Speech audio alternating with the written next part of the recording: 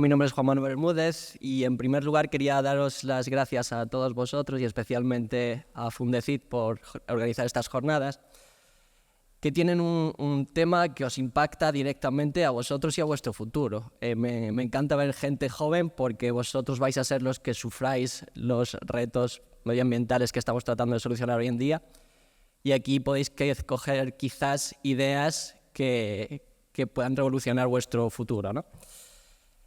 Hoy vengo desde la Universidad de Coruña y desde el Centro Interdisciplinar de Química y Biología, el CICA, para hablaros de materiales barocalóricos y respirocalóricos. ¿Pero qué es esto y por qué es importante? Pues es importante porque a día de hoy el 50% del consumo energético mundial se dedica a aplicaciones de refrigeración y de calefacción. Es decir, más de la mitad o casi la mitad de la energía que consumís o que consumimos en el planeta se dedica a estos dos sectores. Y a pesar de que parece que la refrigeración es una contribución minoritaria a este consumo, para el año 2050, por primera vez en la historia de la humanidad, desde que se descubrió el fuego, el consumo energético de la refrigeración va a superar enormemente al que hacemos para calentarnos. Pero no solo eso, estos dos sectores, además, contribuyen al 50% de las emisiones de CO2 del planeta. Por eso, la Unión Europea y muchos gobiernos están poniendo en práctica nuevas regulaciones para tratar de prevenir estas problemáticas. Por un lado, la normativa de eficiencia energética de la Unión Europea va a prohibir el uso de calderas de combustión para el año 2040. Los calentadores que tenéis hoy con gas natural no van a permitirse en nuevos edificios a partir del año 2040. Y en paralelo, la normativa de gases fluorados va a eliminar del mercado hasta el 80% de los gases que utilizamos hoy en día para refrigeración y para bombas de calor. Con lo cual, surge un gran reto de ver cómo reemplazamos estos dos combustibles o estos dos tipos de gases, ¿no?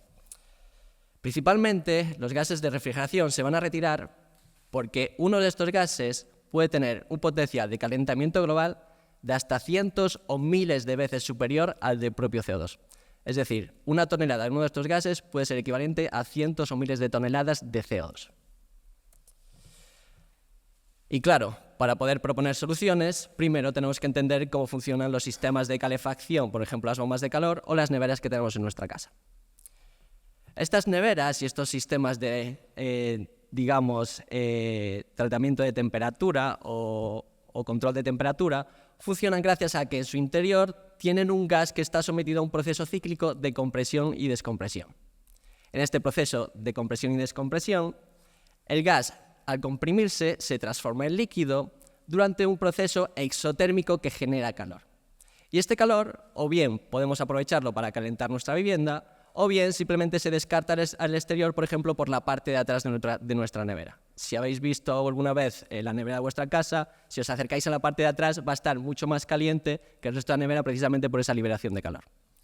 Ahora, en la segunda etapa de este proceso cíclico, retiramos la presión y producimos un cambio endotérmico donde el líquido vuelve a transformarse en gas y para eso absorbe calor del interior de la nevera. Si repetimos esto una y otra vez, tenemos el ciclo de funcionamiento de nuestra nevera. Pero claro, el problema de estos gases es que se escapan muy fácilmente a la atmósfera y, como ya he dicho, tienen potenciales de calentamiento globales enormes. La comunidad científica en los últimos años está tratando de diseñar y desarrollar nuevos materiales que también tengan una transición de fase, pero en lugar de ser una transición de fase gas-líquido, que sea una transición de fase entre dos estados sólidos diferentes, es decir, un sólido que pase de un estado sólido A a un estado sólido B. Y no solamente mediante la aplicación de presión, sino que también se puede inducir este cambio de fase mediante otros estímulos como un campo magnético, un campo eléctrico o una fuerza uniaxial. De este modo, vamos a tener diferentes familias de materiales de refrigeración en estado sólido, como pueden ser los materiales magnetocalóricos, materiales electrocalóricos, materiales elastocalóricos, que aquí van a ser aquellos materiales donde están sometidos a una presión, pero solamente en una única dirección, y también materiales barocalóricos, que son materiales sólidos a los que se somete a una presión en todas sus direcciones para obtener ese cambio térmico o ese proceso de refrigeración. Nosotros nos vamos a centrar en nuestro grupo de investigación fundamentalmente en los materiales barocalóricos. Todos estos van a tener una serie de ventajas con respecto a los gases, porque al ser sólidos ya no se escapan hacia la atmósfera, con lo cual evitamos esa contaminación atmosférica. Pero además, si nuestra nevera se rompe, vamos a poder recuperar y reutilizar estos materiales de forma mucho más fácil que si se nos escapa un gas, con lo cual estamos favoreciendo también la economía circular. Como ya he dicho, a partir de ahora me voy a centrar en los materiales barocalóricos, pero antes quería señalar que estos materiales no son tan exóticos quizá como pueda pareceros. Si vosotros cogéis una banda elástica, por ejemplo, o un globo, y lo estiráis, como se ve en este vídeo, que es un vídeo con imagen térmica, donde la temperatura más alta se ve en colores rojizos y la azul representa las zonas más frías, al estirarlo, este globo se calienta y ese calor va progresivamente expulsándose hacia la atmósfera, enfriándose. Ahora que tenemos a temperatura ambiente, quitamos esa tensión y el globo se enfría. Y esto lo podéis notar vosotros mismos y vosotras mismas en casa, cogiendo una banda elástica a un globo y haciendo este proceso y acercando ese globo hacia los labios. Entonces, volviendo a los materiales barocalóricos, ¿cómo funcionaría? Yo que soy químico, nosotros los químicos tenemos tendencia a ver toda la materia como una especie de bolitas a escala subatómica, a escala submétrica, ¿no? Subnanométrica. Aquí lo que represento sería, como vemos, con un zoom muy grande esa materia, que va a estar formada por átomos, y esos átomos están representados en forma de bolitas. Pues tenemos nuestro material sólido a temperatura ambiente, con estas bolitas que, a pesar de ser en estado sólido, tienen una cierta movilidad, ¿no? Si ahora presurizamos esta fase sólida, esas bolitas van a estar confinadas y van a dejar de moverse, con lo cual hay un exceso de energía que tiene que ir a algún lado. Ese exceso de energía hace que el material se caliente. Ahora bien, tenemos un material caliente y presurizado. ¿Qué hacemos con ese calor? Pues dejamos que el material termalice a temperatura ambiente, expulsando el calor hacia el exterior, que podemos utilizarlo para calentar edificios, o bien lo descartamos, por ejemplo, en el uso de neveras. Tenemos nuestra fase sólida en esta tercera etapa comprimida para temperatura ambiente, y ahora, al igual que con el globo, lo despresurizamos y esos átomos que ya tienen más espacio de movilidad van a querer volver a moverse, ¿no? Pero necesitan energía para ello. ¿De dónde van a captar la energía para iniciar otra vez ese movimiento? Pues del exterior. Con lo cual vamos a captar calor enfriando lo que nos rodea. ¿Cuál es el problema de estos materiales barocalóricos? Pues que hasta ahora la gran mayoría de estos sólidos que necesitaban presión para refrigerar necesitaban presiones de trabajo por encima de 1000 bar. Y para que os hagáis una idea, aquí en esta gráfica os muestro las presiones cotidianas que ejercemos, pues desde manipular nuestro teléfono móvil hasta el uso de nuestra cafetera Nespresso, y también pues en sistemas de refrigeración domésticos como por ejemplo una nevera o aires acondicionados de centros comerciales. Y como podéis observar, 1000 bar por un lado sería la presión que se alcanza en el punto más profundo del océano, de acuerdo a las fosas marianas, y también sería equivalente a poner 33 elefantes sobre la pantalla de vuestro teléfono móvil, con lo cual no es una presión que muchos de vosotros quisierais tener en vuestra nevera. Por eso, en nuestro grupo de investigación tratamos de desarrollar nuevos materiales que tengan una respuesta a la presión mucho más fácil, con lo cual reduzcan también esa presión de trabajo necesaria. En los primeros años de estudio de estos materiales barocalóricos, los distintos grupos de investigación se centraron sobre todo en estudiar metales y compuestos orgánicos, cerámicas. Como podéis imaginar, si vosotros cogéis un trozo de hierro, un trozo de cobre y tratáis de comprimirlo, la respuesta frente a la presión va a ser casi nula, ¿no? Con lo cual sí que es verdad que presentaban cambios térmicos, aquí representados como calor entre comillas, bastante elevados, aunque todavía cerca de aquellos cambios térmicos de los gases comerciales que empleamos en refrigeración y calefacción, pero necesitaban presiones por encima de esos 1000 bar, por encima del punto más profundo del océano. En nuestro grupo de investigación a estos metales decidimos incorporarle una serie de ligandos orgánicos, de compuestos orgánicos que hacen que estos materiales sean más flexibles y reciben el nombre de materiales híbridos, con una componente metálica o inorgánica y una componente orgánica.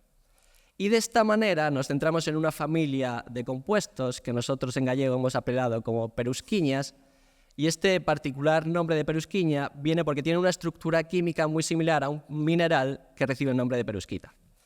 ¿Y dónde se situaban estos nuevos materiales de refrigeración desarrollados en Galicia? Pues por primera vez conseguíamos un calor o unas propiedades térmicas similares a las de los metales y los compuestos inorgánicos, pero reducíamos enormemente la presión de trabajo hasta el umbral de por debajo de 100 bar, que ya son presiones que pueden utilizar los sistemas de refrigeración que tenemos actualmente, sobre todo aquellos en grandes superficies como supermercados.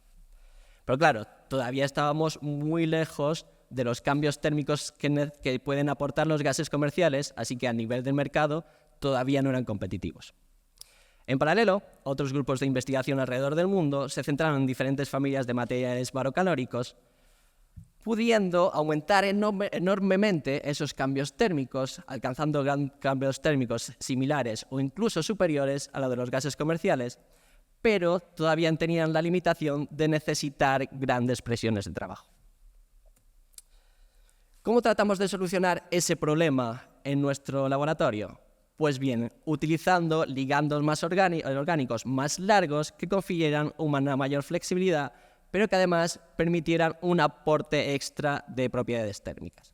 Y en este caso nos centramos en unos materiales que reciben el nombre de redes metalorgánicas o Metal Organic Frameworks en inglés, también llamados cariñosamente como MOFs, que son una especie de esponjas químicas.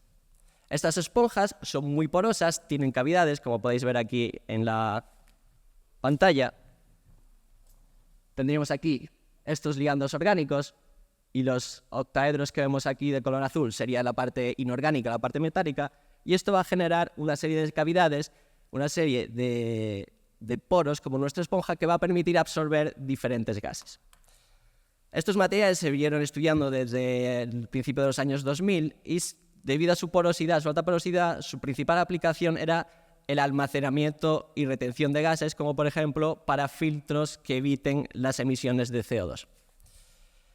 Se estudiaron que estos materiales, además, si se presurizaban, estos poros se expandían y tenían una capacidad aún mayor de almacenamiento de gases. Es decir, producían un efecto muy similar a la respiración de nuestros pulmones. Podían inhalar ese gas expandiendo el interior de sus poros. Y además, si retirábamos esa presión, la estructura colapsaba, se contraía, expulsando ese gas y haciendo el proceso reversible. Por lo tanto, este tipo de transiciones, este tipo de cambios, implicaban un cambio sólido de una fase de poro cerrado a una fase de poro abierto, pero además procesos de absorción y desorción. Como he dicho, esto recuerda un poco al respirar de nuestros pulmones, con lo cual estas transiciones se conocen en la literatura científica como transiciones de respiración. Y en nuestro grupo de investigación lo que descubrimos fue que este tipo de transiciones reversibles eran capaces de experimentar grandes cambios térmicos de calentamiento y enfriamiento adecuados para aplicaciones de calefacción y de refrigeración. Esto suponía un nuevo miembro en esa familia de materiales magnetocalóricos, electrocalóricos, etcétera, etcétera, y decidimos llamar a este tipo de materiales como materiales respirocalóricos, donde estas propiedades térmicas vienen del efecto barocalórico que he explicado hasta ahora, y además efectos térmicos derivados de la absorción y desorción de gas en el interior de los poros. Esto, que parece muy exótico, no es más que el efecto botijo. Como muchos sabréis, quizá ahora las nuevas generaciones igual no lo utilizáis tanto, los botijos se utilizan para autorrefrigerar el agua sin consumo energético. ¿Y por qué? ¿Por qué cuando echamos agua dentro de un botijo, al cabo de unas horas tenemos agua fría, sin ni siquiera conectar este aparato a ningún enchufe? Pues bien, aquí como podéis ver tenemos una imagen óptica de un botijo a la izquierda y una imagen térmica a la derecha, donde de nuevo las temperaturas más cálidas están en colores más rojizos y las temperaturas frías en colores azulados. Y podéis ver que efectivamente el agua del botijo está mucho más fría que la temperatura ambiente. ¿A qué se debe esto? A que en su interior tiene agua que es capaz de difundir por los poros de esta cerámica y en su superficie se evapora. Es decir, tenemos un cambio de fase de estado líquido a estado gaseoso, que es lo que veíamos cómo funcionaban las neveras. Con lo cual, esto es un proceso endotérmico que va a captar calor del interior del botijo. En este caso, en el caso de los MOFs, lo que tenemos son nanobotijos. Tenemos moléculas de un gas en su interior que al evaporarse van a producir cambios endotérmicos dando lugar a esa refrigeración. Y el gas que nosotros estamos utilizando aquí es CO2. Y claro, vosotros os preguntaréis, ¿por qué estáis utilizando un gas tan altamente conocido como uno de los peores gases de calentamiento global del planeta? Pues bien, en primer lugar, porque como he dicho al principio de esta charla, el CO2 tiene cientos o miles de veces, o tiene un potencial de calentamiento global de cientos o miles de veces inferior al de los gases de refrigeración que utilizamos hoy en día, pero además podemos capturar este CO2 de la atmósfera, eliminando esas emisiones y dándole una nueva vida para mejorar la economía circular del carbono.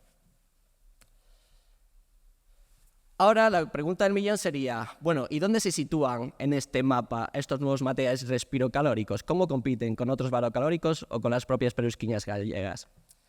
Pues por primera vez en el campo de los materiales de refrigeración en estado sólido hemos sido capaces de competir, incluso superar por primera vez las prestaciones de los gases comerciales. Con lo cual ahora nos encontramos en una etapa donde estamos haciendo un desarrollo tecnológico para llevar estos materiales que fabricamos en nuestro laboratorio a aplicaciones tecnológicas de nuestro día a día.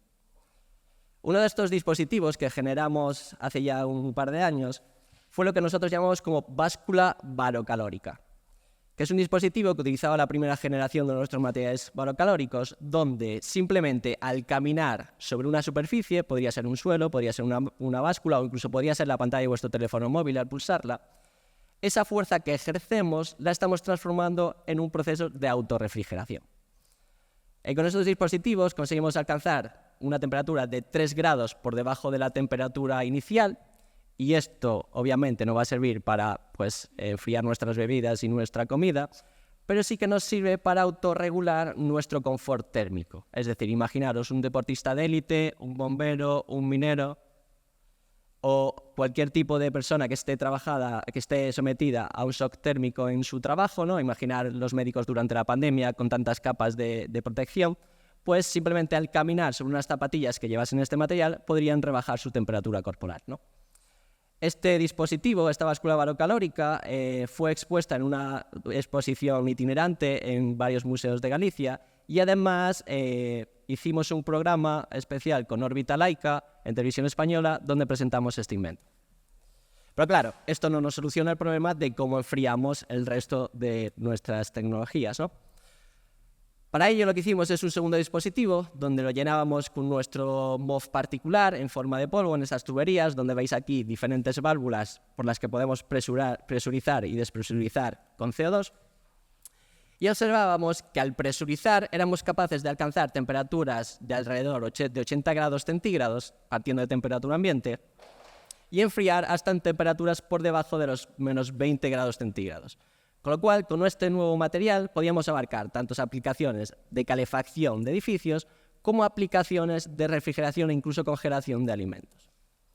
Ahora, actualmente hemos conseguido un proyecto de casi €500.000 financiado por la Agencia Gallega de Innovación, donde lo que vamos a tratar es de crear un dispositivo funcional que podamos demostrar a las empresas de refrigeración y calefacción que pueden sustituir a los gases refrigerantes contaminantes que estamos empleando hoy en día.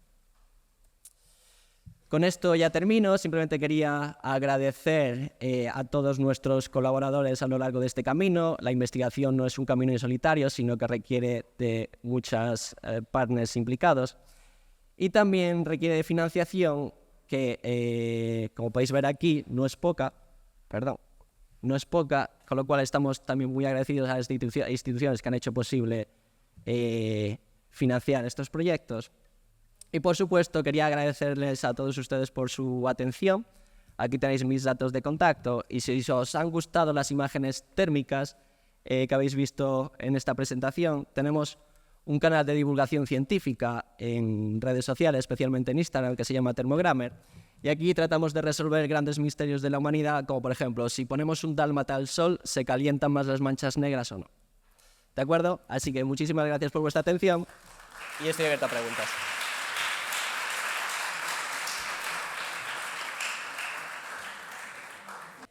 Sí, precisamente eso es uno de los puntos críticos, ¿no? A la hora de implementar una nueva tecnología, siempre lo que tiene más peso es la cartera, ¿no? Al final, muchas de las empresas con las que hemos hablado a veces están reticentes a la hora de explorar esa posibilidad o hacer esa transición. La gran ventaja que tienen los materiales barocalóricos y respirocalóricos con respecto al resto de la familia que he mencionado, magnetocalóricos, electrocalóricos, etcétera, etcétera, es que el funcionamiento es prácticamente similar al de las tecnologías que tenemos ahora, ¿no? Tenemos un gas que comprimimos, pues simplemente quitamos el gas, dejamos el compresor, digamos, y metemos el sólido. Con lo cual, el resto de componentes tecnológicos, como por ejemplo intercambiadores de calor, tuberías, la cámara de refrigeración, la parte de expulsión de calor, etcétera, etcétera, todo eso se mantiene. Con lo cual estamos ofreciendo una ventaja competitiva con respecto a las tecnologías que hay del mercado, es decir, una tecnología menos contaminante y más eficiente, pero al mismo tiempo le estamos permitiendo conservar los elementos tecnológicos que tienen actualmente. Claro, y quizá a lo mejor tampoco tendría que cambiarse, sino que podríamos tener un sistema híbrido de apoyo, ¿no? Donde se redujera pues, el consumo energético de la aerotermia o reemplazado totalmente. Por ejemplo, los gases, hemos visto que en respirocalóricos estamos utilizando un gas que es CO2. Actualmente hay sistemas de refrigeración de CO2. Lo que pasa es que esos sistemas necesitan presiones de 150 bar en adelante. Con nuestros materiales sólidos, combinando con ese CO2, podemos bajar de 150 bar, que ya es una presión elevada, a tan solo 15 bar. Estamos bajando a presiones muy bajitas simplemente por esa combinación, ese sistema híbrido, ¿no? Entonces, simplemente tendríamos que encontrar la solución tecnológica que nos permitiese mantener la relación de coste-beneficio para ser competitivos de cara a lo que hay actualmente. Sí, hay soluciones, digamos, parciales. A lo largo de toda la existencia de la tecnología de refrigeración y calefacción siempre han sido soluciones parciales. Al principio, por ejemplo, muchos de los que vivisteis en los años 80 recordáis el problema de los CFCs, ¿no? Los clorofluorocarbonados, que eran gases que teníamos dentro de nuestra nevera y se estaban cargando nuestra capa de ozono y precisamente ahora son estas nuevas generaciones los que están sufriendo pues las consecuencias. Esos CFCs se cambiaron por los gases que tenemos hoy en día. Estos nuevos gases ya no producen ese deterioro de la capa de ozono, pero producen un calentamiento global enorme.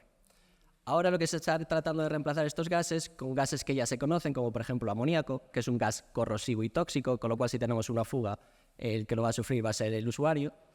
También tenemos un reemplazo por hidrocarburos. Los hidrocarburos son inflamables, con lo cual en ciertos espacios sensibles, como por ejemplo hoteles o hospitales, está muy limitado el uso de esos hidrocarburos y se está tendiendo al uso cada vez más del propio CO2, solamente gas CO2, para ofrecer una solución tecnológica amistosa para el medio ambiente, ¿no? ¿Qué le pasa al CO2? Por un lado necesita presiones de trabajo muy grandes y por otro lado tiene un limitante muy importante que es que no podemos trabajar con él fácilmente a temperaturas por encima de 31 grados centígrados.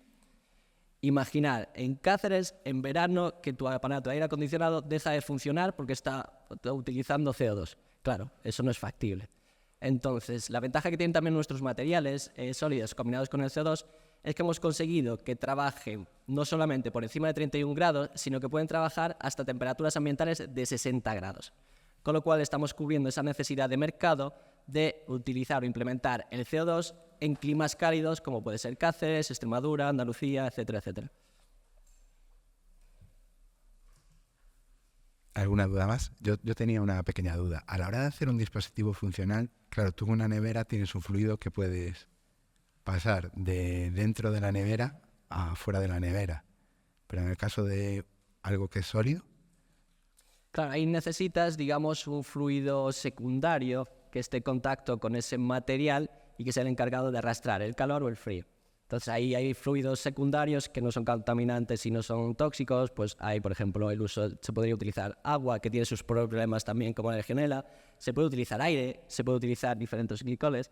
Entonces la idea sería precisamente aprovechar, dependiendo de la tecnología, porque a lo mejor simplemente, como los ordenadores, te necesitas solamente el contacto en esa región y con el aire, dejándolo pasar ya sería suficiente. Entonces sería un problema más de solución tecnológica, ¿no?, que de solución de ciencia de materiales, pero sería el uso de fluidos secundarios. Gracias.